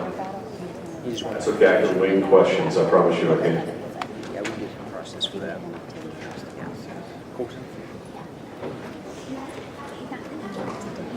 Yes, so what number was on the list? I said, wow. Small girlfriends. All right, we got one chair left down there, go ahead. I got the day. To stay here. Microphones, we can just pass it around, gentlemen, as we go through this tonight. First, let's start with Coach Tubby Smith. Coach, let's talk about coaching versus... No. This is the first question, Coach. They turned the microphone off. Wait, is this on? Hold on, let's see if this one's on. Check. Okay, this one is on, so I'm going to give you this one, Coach. Well, Sean, I didn't know it was such a traumatic experience. My college You? I didn't realize it. Well, you know you're that good of a coach, so it shouldn't be that big of a surprise that you broke kids' hearts every single year. Hey, Coach, let's talk about the coaches versus cancer. And we're going to go, this is going to be a question, and we're going to start with Coach Smith, and then we'll go to Coach Ford, and then we'll come right back down this way. The significance of being part of coaches versus cancer, and why has this been such an important part for you over your 18-year career? Well, first, I want to thank you for inviting us to be a part of this. It's something special. It's something that the AABC, the National Association of Basketball Coaches, decided to participate in years ago. You mentioned Noam Stewart at the time, a great coach from Missouri, was battling cancer. And we were at the forefront. I was on the NABC board, and we've all been touched. My oldest sister passed, fought cancer and passed. I myself have dealt with prostate cancer, so it was something that's been close to. We're going to go to like microphone 17 here in a second. Okay, must be. There we go. But it went. So I know all the coaches here on the stage and around the country that have been involved, and this is what we do. We try to give back and try to share our thoughts and our ability to help raise funds.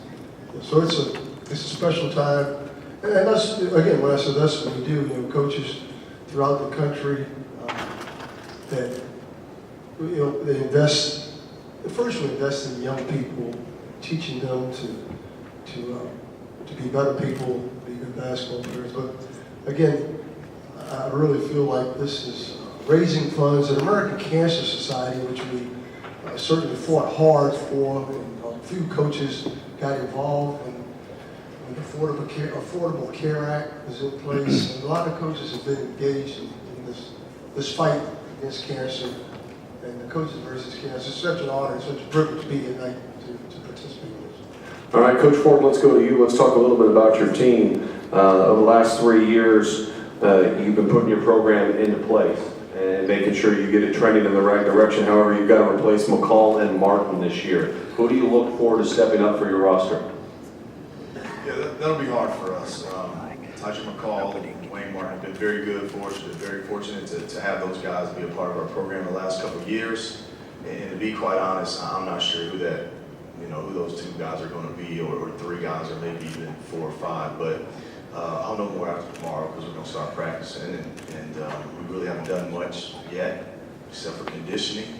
And we also have not played a game yet. So after our first game, I'll be able to tell you what more.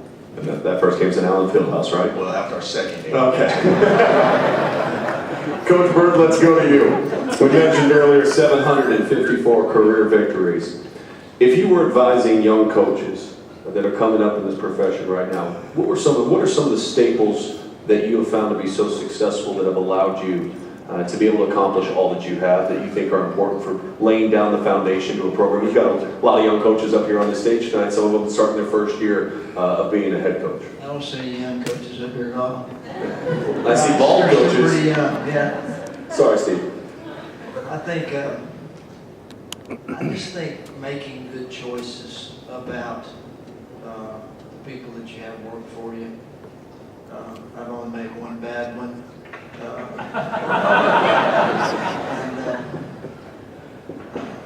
But I do think your staff. I think making good choices about the particular jobs you take.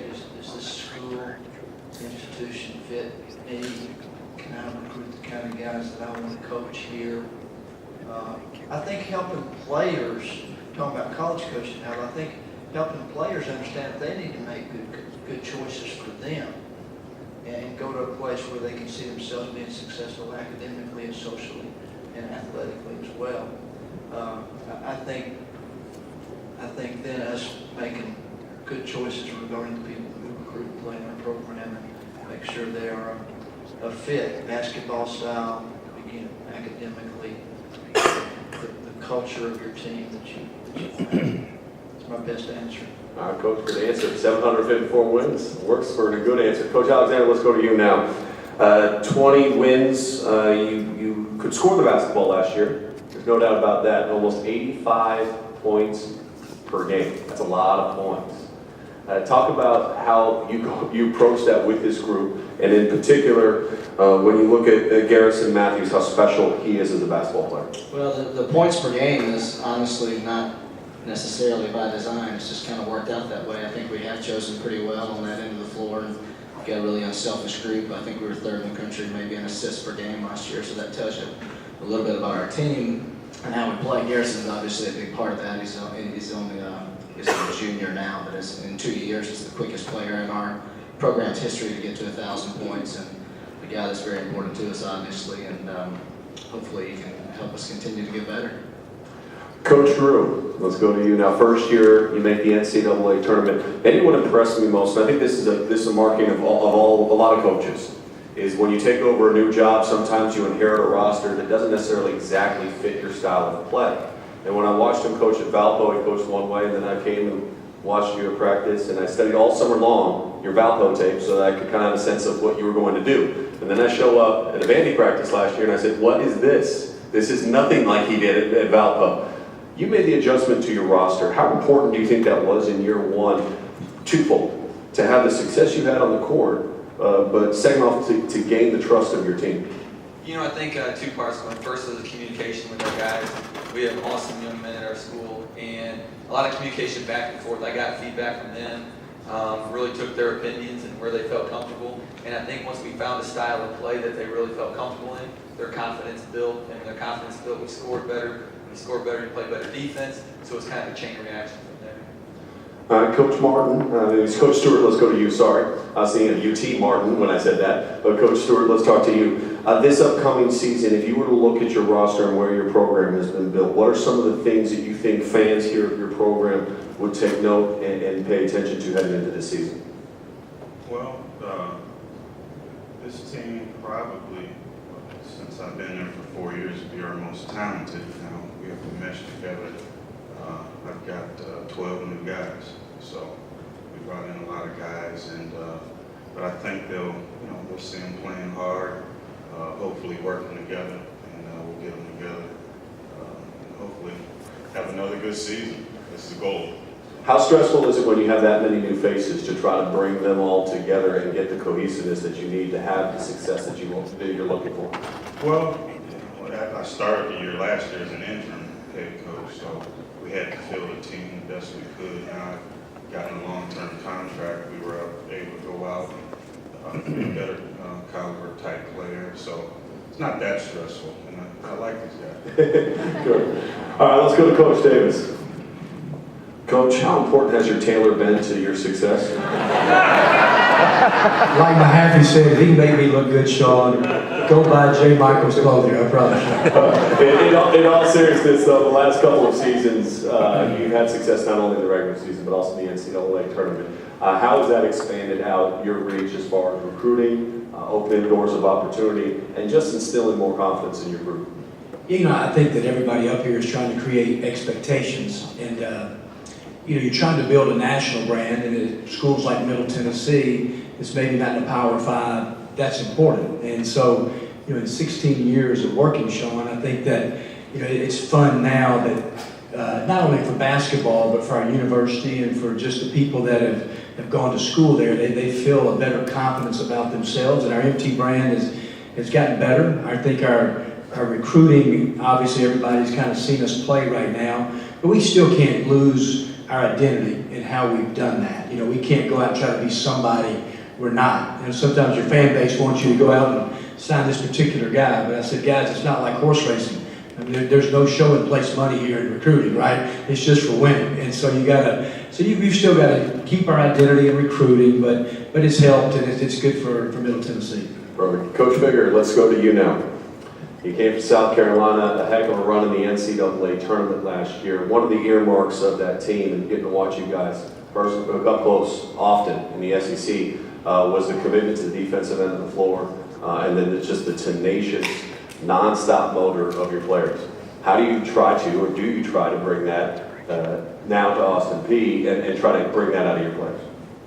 Well, Sean, you came to all the practices that you ran, and we're going to play soft.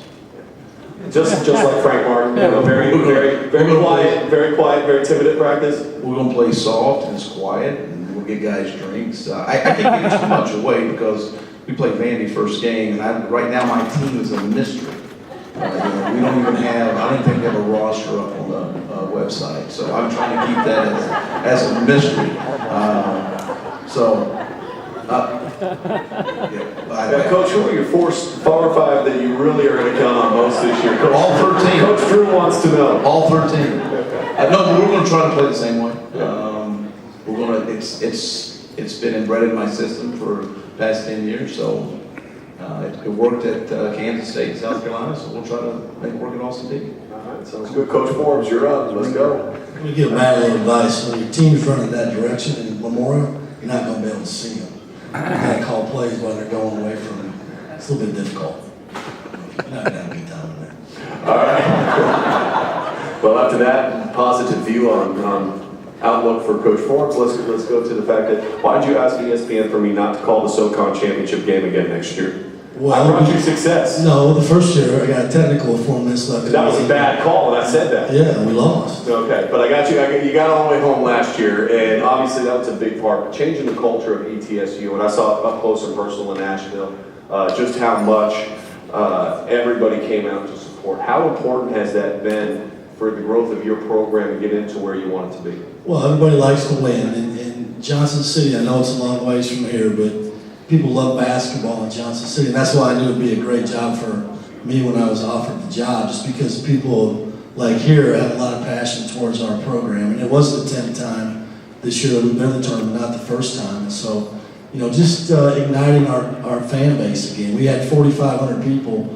at the championship game. It was like a home game. Yep. We led the league in attendance, and we had good players. And so it was always a pretty good combination. Should have won the dunk contest, but he didn't. Yeah. I went for him too. I was supporting him. He's with the Harlem Globetrotters now. That works. Yeah. He's going to get paid. All right, Coach Combs, let's go to you. For those of the people that are here that maybe don't know a lot about NAIA basketball, what would you tell them about the brand of basketball that is played at the NAIA level? Well, first I appreciate you having a small school guy here. It's a big deal. And as some of the committees at the Final Four, they do let an NAIA guy have a voice, and it's special. So tonight I brought with me a couple different tables, and it just goes to show you small schools have great pride, and the NAIA has a great proud history. So from that standpoint, when we go out recruiting, it's still college basketball. All right, Coach Smith, we'll go back down to you now. A question about your team. Obviously, a large roster turnover for you this year, but you were able to go out and you were able to bring in a couple of highly touted junior college players, in particular 2 guys that were widely considered to be in the top 10 of the junior college ranks. How important is that to solidify the Memphis program and get it to where you want it to be? Well, it's just, we've had the opportunity to lead a few teams. And whenever you take over a program, there's a transition period for everyone, not just for the head coach, but for the players, the fans, the media, to really learn and understand. Now, we've had a year under my belt. We won 19 games, lost 13. I thought we didn't necessarily overachieve, but we really, I think we played to our level. We hit the wall there at the end because we only had like 9 guys on scholarship. This year, we'll have 12 guys on scholarship, and we have 8 new players that I'm really impressed with. We were fortunate to be able to work with our players throughout the summer. That's something that I think has helped us tremendously. We start practice tomorrow, but we'll open up against a very tough Alabama team in the Veterans Classic in Annapolis, Maryland, at the Naval Academy.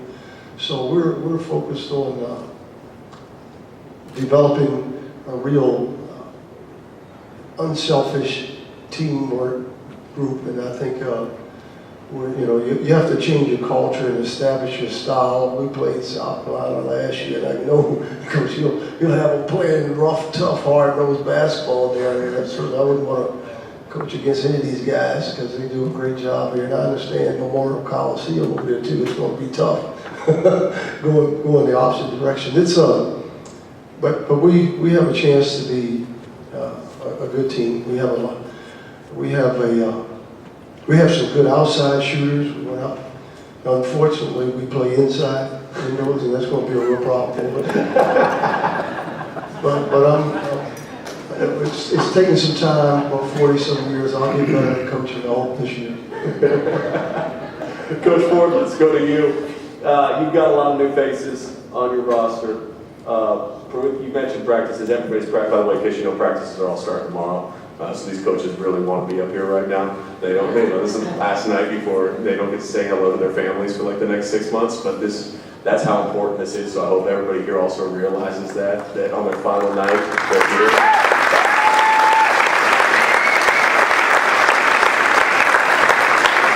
But Coach Ford, you've got a lot of new faces on your roster, just as Coach Stewart does. What do you hope to accomplish early into practices to try to get them all up to speed to where you want them to be?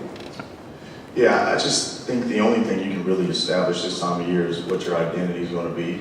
And, for us, it's probably going to be the same thing it's always been, and we try to defend and take care of the ball and rebound. But after that, since there are a lot of new guys, maybe build some confidence, since we've got some returners that have been kind of supporting players that'll now have to step up and be more marquee guys. So outside of your identity and installing, an unbelievable amount of confidence in them, I don't know if you've got much more time than that, to do anything other than those. So we've got about 10 more minutes, so if you want to keep going, that's fine. I mean, none of these other coaches will mind if you keep rolling, because about 10 minutes until the silent auction is done. I should mention there's some great guitars that are out there that are autographed by Luke Bryan, Carrie Underwood, Blake Shelton, that this woman here in the front is really trying to win. So if you're bidding against her, let's get to your phones right now and check one more time, because we've got about 10 minutes left. So by the way, the okay statement, I want to get it to really good by the end of the night. I want to be able to go to everybody from the American Cancer Society and everybody's put on this event for Coaches versus Cancer and say, how the silent auction go? And they say, really, really good. Evan Daniels, I heard you're bidding on 3 or 4 items right now, so that's good. So keep looking at your phone, stop ranking players, and let's go. Thank you, Evan. Appreciate it. Welcome to Nashville, by the way.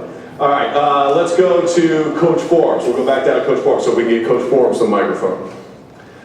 You mentioned that your fan base is excited for basketball. I wonder how much time have you been able, and I know it's odd, you coaches, all of you would probably say the same thing, you don't have a lot of time to look back. But given the run that you guys had last year, have you been able to look back and enjoy any of that at all, and what has stood out to you most about it? Not really, because it's, like you said, we had 5 seniors, and 2 1,000-point scorers and MVP of the league, and we had to do some serious recruiting, which we did. So I really didn't have a lot of time, and I'm not really one I probably haven't really done that in my life to reflect back. I've been very lucky to be a part of some unbelievable programs from Wichita State to Tennessee to Texas A&M, to name a few, and I really haven't done that. Someday I will, I guess, when it's all said and done. I know our fans are excited, though, because season tickets are already sold, and, people are excited. So it's a level of expectation, again, that, we're going to compete for the championship. All right, let's go to Coach Figger. Ed Stevens, transfer from South Carolina State. A lot of buzz about him and what he can bring. Coach Drew wanted me to specifically ask you about him and what you like about him so far in all the individual workouts. Don't worry, Coach Drew, I got you. Well, first of all, you didn't forget to ask Coach Forbes what his favorite movie is. It's Coal Miner's Daughter. So since he is from Okay, well, I was going to ask him about barbecue at Dead End Barbecue later, but I keep seeing pictures. Well, he tweets me pictures of himself eating barbecue in the off-season. This is what he does when he doesn't recruit. Either that or that's what George from Dead End does, and then sends it to me, but either way. Well, Ed Stevens, that's a great question to answer because he's been injured since July, so... I'm trying so hard for you, Coach. He fractured his kneecap in July, and so he's been out. Bad coaching got him hurt, and so he's been out since July. He should be released I don't know, here in a couple of weeks, I think. After the Vandy game, probably, most likely. Is that what you're saying? Possibly. Okay. But no, if he comes back healthy, he's a 1,000-point scorer. Transferred from South Carolina State, was a first-team All-MEAC guy. Can really shoot it. So I know we'll give him a lot of touches and a lot of shots when he gets back.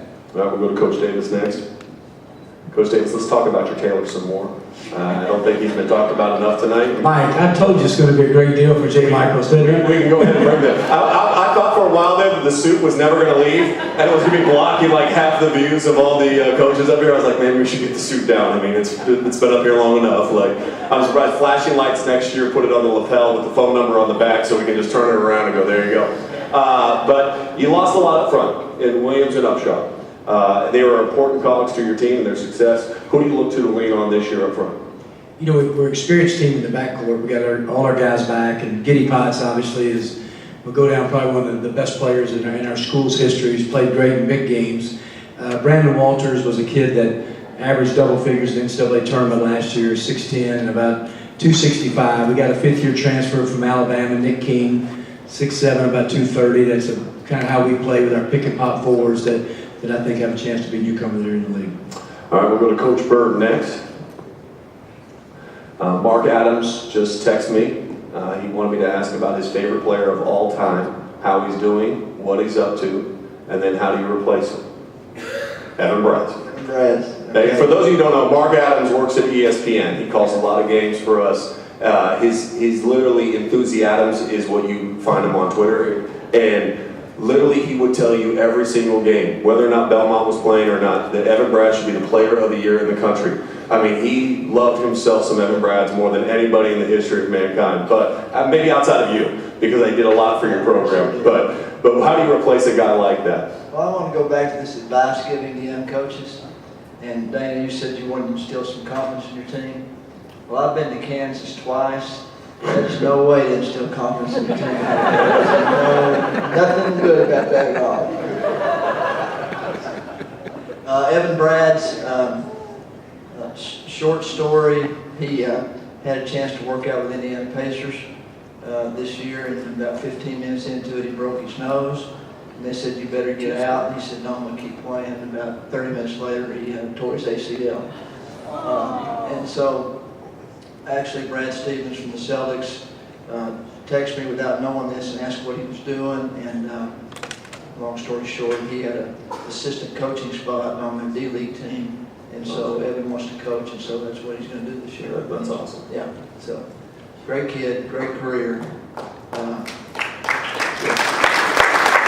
How do you replace a guy like him? Committed, by committee. Yeah. I mean, we got to have a lot of, we got some guys back, and they just need to be better players, and that's hopefully what happens when you have a bunch of kids go through your program for 4 years, that they just get better and better as you go along. How much of a rallying cry not making the NCAA tournament last year? Is that coming in anything for your team coming into this season? As far as I hope we had a talk yesterday about it, and we've been fortunate to make it a few times, and I just think it somehow we took it for granted too much, and it wasn't as that game. Those games weren't as important to us in a funny way as they were when we weren't making it. We had to start making it for the first time, and I think that's got to be more important to us when we get to Evansville this year, which is where the tournament is. That a team can't want it more than we do. They may beat us, but they can't want it more than we do. All right, 3 minutes left to go, by the way, in the silent auction. 3 minutes left. I see people checking their phones, looking at bids right now. Go ahead and make sure that you check your phone and see where your bids are at right now in the silent auction. We are just 3 minutes away from that closing. Coach Alexander, let's go to you. Your thoughts on the Atlantic Sun this season, looking at the conference as a whole. First of all, tell Mark that nobody in our camp will love them some Evan Bratz. Nobody. I'll let him know. I think every team in the league will pick Florida Gulf Coast to win the league, and rightfully so. I think that's a distinction they deserve. I would anticipate that nearly, or maybe every team in the league will pick us second, because that's where we finished last year. We've got a good group back, and then I think 3 through the rest are are right on our heels. I don't necessarily think we're better than those guys, but that's where we'll be picked, I think. All right, Coach Drew, we'll go to you. Similar question. The SEC over the last 3 years has been trending in the right direction and getting more and more national recognition. This year probably comes in with the highest buzz that it's had maybe in the last 10 years. When you look at this conference top to bottom, what are some of the things that stand out to you? You calling the games? Of course, that's very important. You might notice that the ratings have gone up. But Jimmy Dykes is back with ESPN, so I'm sure you'll be seeing him a lot this year as well. But overall, though, seriously, what do you think about this conference? Because pundits will look at the recruiting class for Kentucky; they'll get excited. But when you look at the league outside of just the talented influx that is coming across the board, there's a lot of great returners. You have a couple on your team as well. Yeah, as any coach up here can attest, or any coach, out in the audience, good players help you win games, help leagues be good. And we have more top 100 recruits coming in the SEC this year than any other league in the country.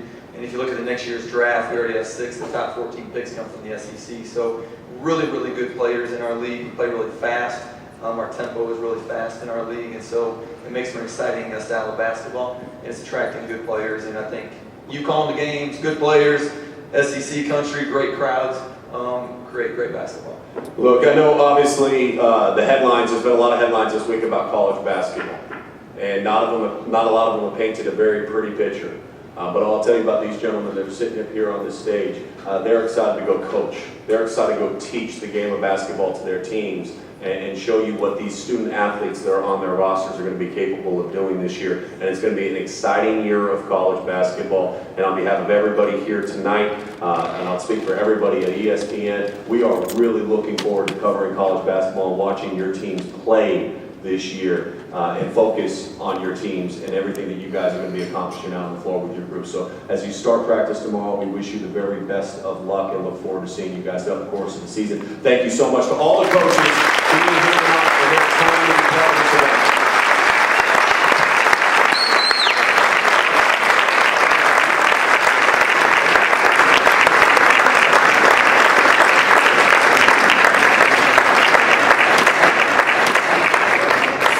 Before we say goodbye, I want to remind everybody before you leave to check your phones. Make sure that if any of the silent auction items that you won, that you're able to take it home with you. Thank you all for coming out tonight, supporting American Cancer Society. The auction is closing literally in less than like 30 seconds. It might have already passed, but I think I just saw a clock over there that said 9:16. You can check your registration before you leave. Your support tonight, it allows us to take another step forward in fighting cancer.